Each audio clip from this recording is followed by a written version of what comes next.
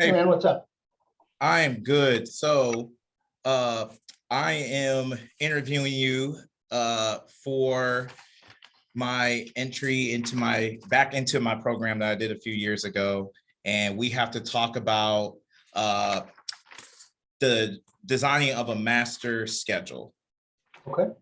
Um, and so, if you could introduce yourself, that would be awesome, just so they know who you are and what you do with the master schedule. Sure. My name is Frank Meyer. I'm an assistant principal at Avon High School. This is my 12th year as an assistant principal, and I've done the master schedule 11 of those 12 years. Oh, that's a long time. Um, so what is the criteria used to design the schedule? So it differs because of our school size. We have a lot of luxuries that other schools don't have, smaller schools. But we have specific prep periods that certain kinds of teachers use, so that's a factor. We have specific room needs that teachers have, and also within those rooms, specific seats. Maybe a room has 24 seats as opposed to 30. So those are other factors that go into it. We work closely with our department heads and the enrollment piece, how many kids have enrolled in a certain section to determine our staffing and our who's going to teach what, when, and where. All right, awesome. So how does making the schedule affect instruction and the needs for staff and personnel? Um, the schedule should not affect instruction. The instruction should, um, that's actually a very good question, because the instruction can differ based upon the schedule, I guess. 85 minutes, 60-minute period, 45-minute period. But either way, you're still obviously looking for the same objective. It's just how that's packaged. But it can affect it in a sense that, I might need a science teacher to have a fourth period prep because they need a little bit longer during that lunchtime to set up a lab. I would think that maybe a ceramics teacher might really prefer to have that time off so that in the middle of the day, they can kind of reorganize the room after it's been made a mess for 3 periods. So while that's not instruction, that's operations that obviously impact instruction in some way. What was the other part of that question? Oh, Dr. and then Wilbur? yeah, like how does it affect like the staff and personnel needs for the class? Sure.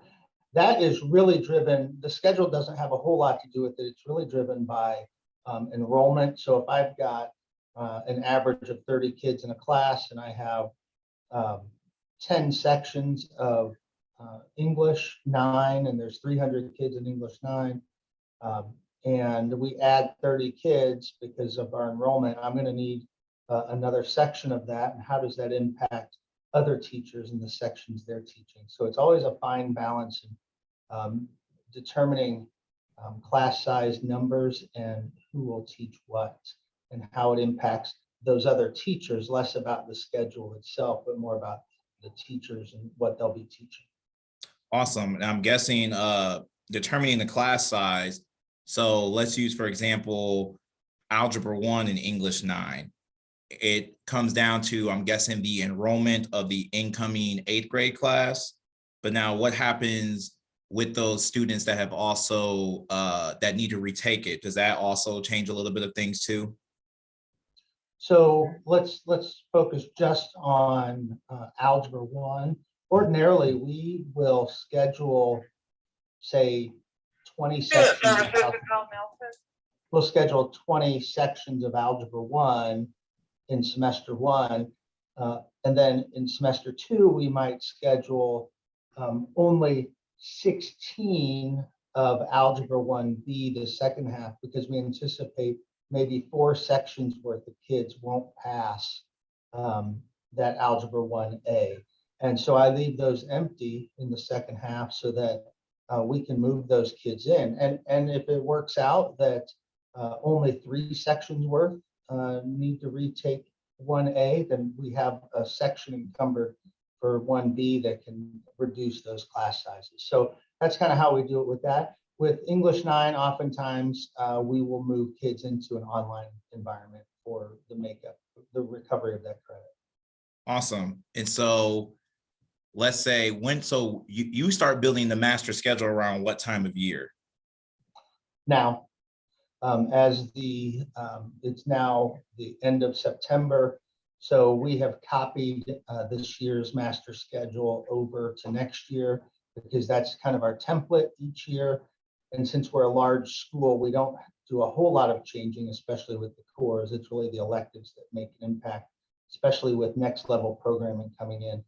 But we have started now because we are getting our course proposals in, changing course names, all of those things. And that's all part of the schedule build.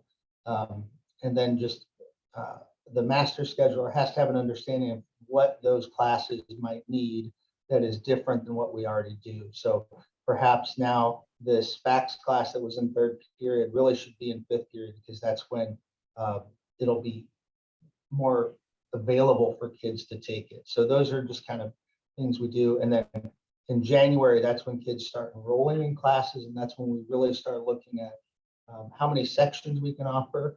And as we get closer to March, that's when we really see what kind of staffing needs we have the following year. Okay, so now you just said at the end staffing. So in terms of like who teaches what section, how is that determined? So for example, how is it a certain teacher might get a AP calculus or get algebra 1? How is that all that determined?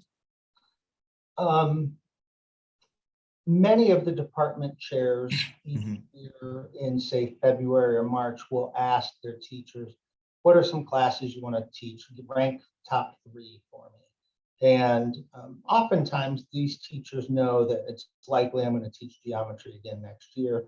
But I'd also maybe like to teach a section of seniors in finite math or probability and statistics. So they might put that down and gauging their interest. When it comes to AP or dual credit classes, there's obviously a licensure piece that comes into play with those, and not so much AP, but there has to be a level of interest for AP because it is a lot more work than people think it is. So there's a little bit of discussion. Generally, the more experienced teachers get the higher level classes and the less experienced get those foundational classes, which really kind of goes against what logic would say we should do, but that's just kind of the ingrained tradition of high schools across our country, that the newbies get the tough kids. Right, but I also think, I mean, coming to education, like I had the tough kids. I loved it. To be honest, is when I got the honor students, I said, yeah, that's not me. It comes with a different kind of problem, the honors kids. They do. And it depends on how a teacher relates. We have some teachers who teach Algebra 1 and they've been doing it for 25 years and absolutely love it and are insanely good at it.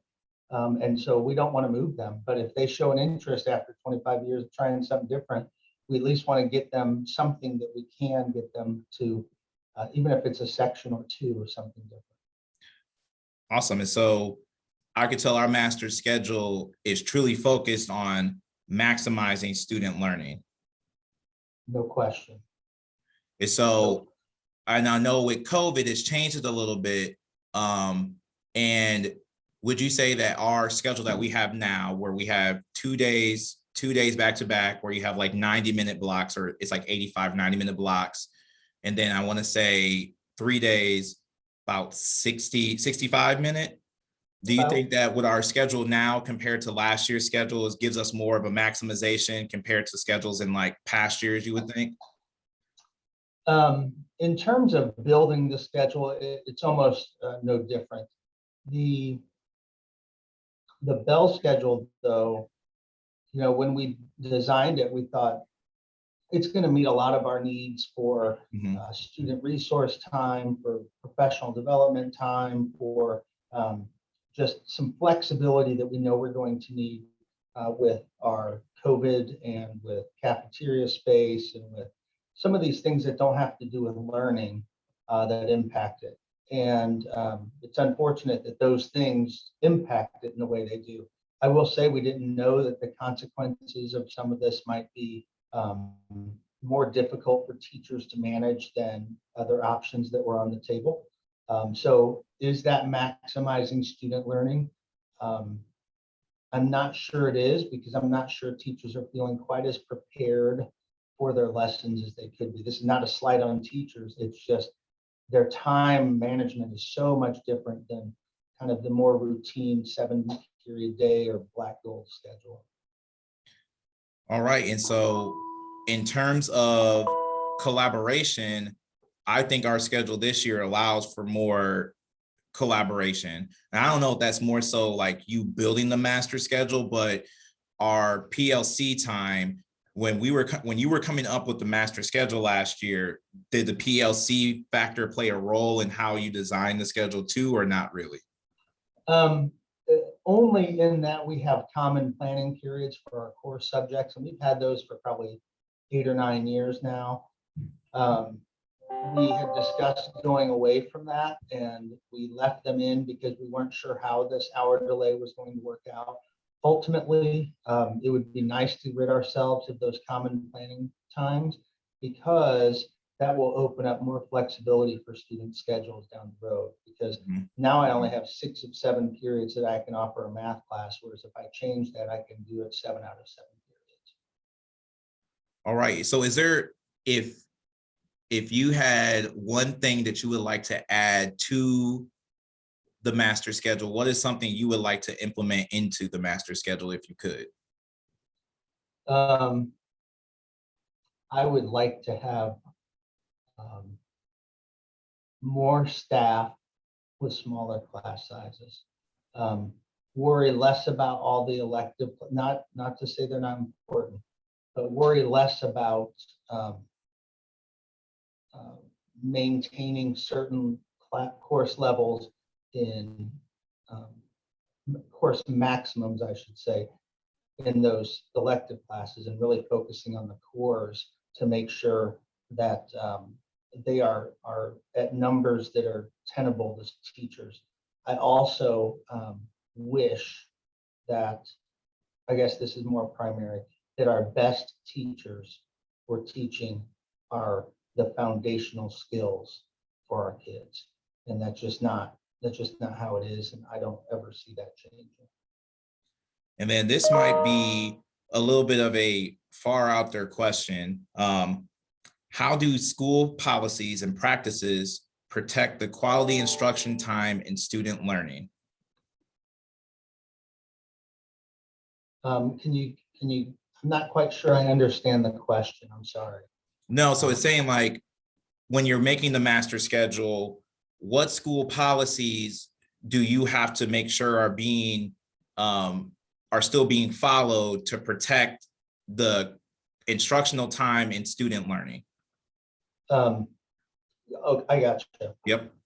So I need to make sure that obviously there's equity between classes, whether that's in time for the bell schedule, make sure there's equity in time or in class size, make sure that we meet the needs of special education students so that they can get the supports they need, and our ELL students.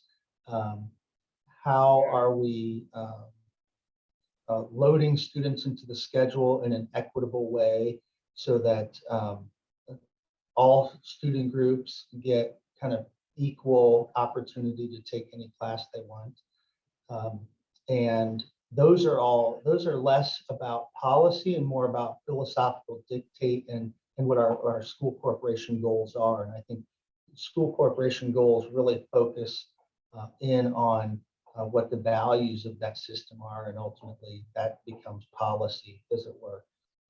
And then obviously for the teacher side, we need to make sure we give them the planning time they need to get the work done, as well as time for themselves. You know, that 30-minute duty-free lunch, while may not seem long and many of them work through it, it's just knowing that that option is there where they can kind of kick back and relax and take a deep breath.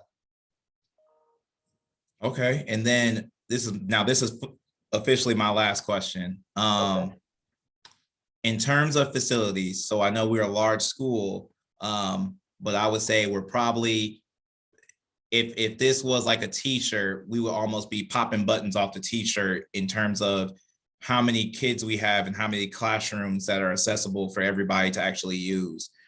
So in terms of our upcoming building project, what would be the ideal situation in terms of facilities for moving into the next few years of Avon High School for making the master schedule? Like what facilities would need to happen? Like what types of things would you like to see in these rooms to give our students a high quality education moving into, like, let's say 2023 to 2025?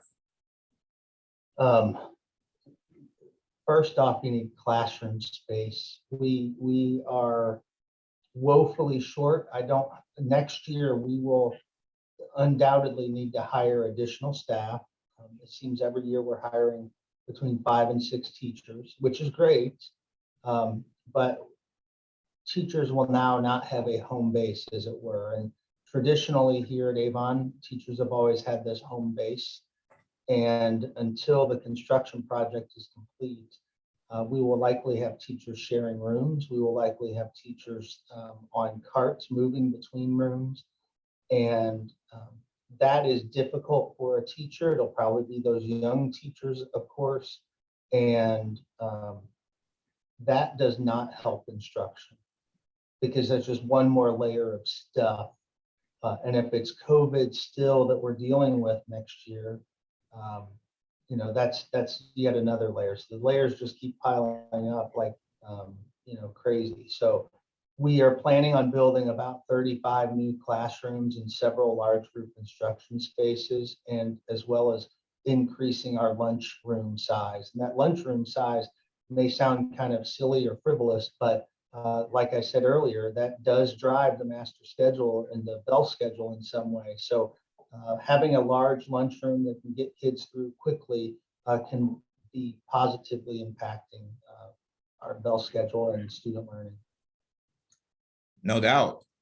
Do you have any last minute comments or anything that you'd like to add about the master schedule? I will say, if for you or anybody who watches this, learning about the master schedule or doing the master schedule is how you learn everything about the school. You have a hand, or you have to gain an understanding about everything in the school, from resources of staff, resources of facilities, resources of of individual people, what they need. Teachers with health concerns, you can't be on the second floor. Where to put certain teachers who will have kids who have health concerns and can't go on a second floor, or need to be in a part of the building that where the temperature is regulated consistently. So all those little things come into play. And so knowing the master schedule and doing the master schedule is how you learn that. It's also how you build great relationships with a variety of teachers, because as administrators here, we oversee a department or two, about 30 staff, but I feel like I have a relationship with most of our 180 staff members, because I've talked to them in some capacity about the master schedule and their needs. No, you know what? I'm gonna take you up on that offer. So I'm definitely gonna have to link up with you to learn a little bit more about the master schedule, because I didn't realize there was this much actually went into it. Yeah, there's a lot to it, and it's a fun puzzle. And if you like puzzles, man, it's fun to do. That's awesome. Thank you, Mr. Meyer. I really appreciate you talking with My me pleasure. today. Thank you so much. Good luck to you. All right. All right. Thank you. Thank you. Bye-bye. Bye.